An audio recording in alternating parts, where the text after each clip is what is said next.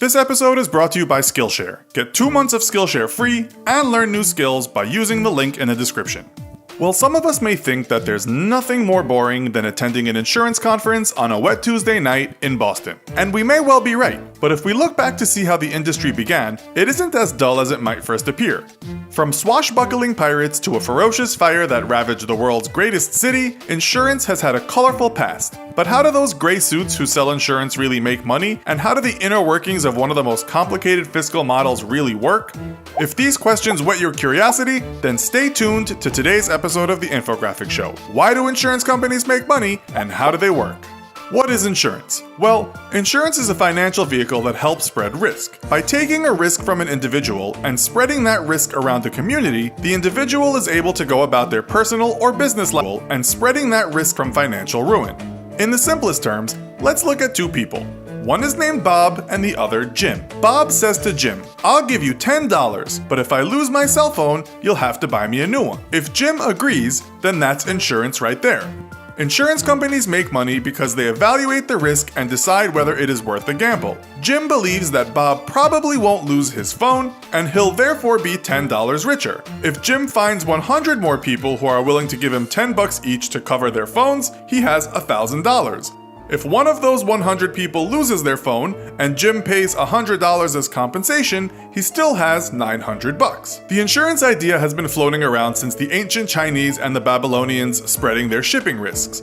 But it wasn't until around the 17th century in London that modern insurance really took off. Merchant marine men and traders often hung out in coffee shops in the business district of London, and while drinking copious amounts of coffee, the idea of modern-day insurance was born.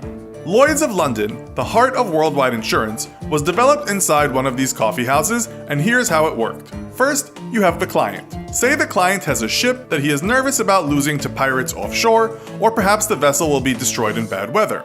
The client approaches an insurance broker. The broker looks at the ship, or pays someone to look at the ship, and they decide how much the total value of that ship is worth. The broker then assesses the risk. He asks the client where he is traveling to and what cargo he will be carrying. With all this information, he draws up an insurance policy which he shows to the third person in the chain, the underwriter. For a cheaper premium, the underwriter may exclude a few risks. And for a few more bucks, he may include some extra risks. Now, there are normally lots of underwriters approached, but one will be the lead, and the lead underwriter, like Jim, will normally take the largest proportion of the risk and sign his name first on the policy document. He is known as the underwriter as he writes his name under the risk on the insurance policy. The lead underwriter makes the major decisions when it comes to accepting the policy and will be the main man to agree to any claims on the policy. Once the terms of the policy are agreed to, it is made legal and the client is happy and the ship sets sails, but not before paying the insurance premium to the broker, who will take about 10% and pass the rest on to the underwriter. But what should happen if pirates board the ship, steal the cargo, and burn it at sea? Well, the client, if he is still alive, if not a representative of the client, will speak to the insurance broker, and the broker will visit with the lead underwriter and tell him the bad news. The rest of the underwriters, there may well be as many as 20 on a big policy, are told the news, and then the broker must negotiate the best claim settlement for the client or his or her representatives. The underwriters pay the money to the broker, who passes it on to the client without deducting any cut. The broker makes his money once the premium is paid and will help negotiate the best claims for his clients through gentlemanly honor and the prospect of future business.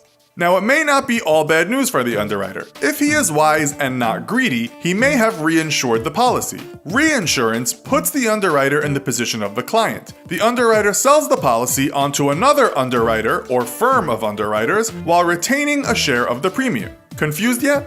Think back to Jim and his phone insurance. If Jim resold his $10 phone policy for $9 rather than the $10 he received, then he gets to keep $1 each for each of his 100 clients, meaning he has $100 completely risk-free. Similarly, much of the modern-day insurance that flows through Lloyd's of London is reinsured out of the building to smaller insurance companies all across the world. So what starts as a simple agreement between the client and the broker, or Jim and Bob, is spread across a business community who each stand to profit from the premium or take a cut of any losses. This is how insurance works, by the spreading of risk over communities.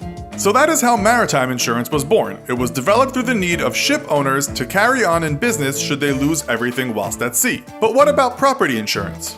Well, around the same time, 1666, the Great Fire of London devastated the city where modern-day insurance was born, and famous architect Sir Christopher Wren, in his Great London Redevelopment Project in 1667, made sure to include an insurance office in his new plan.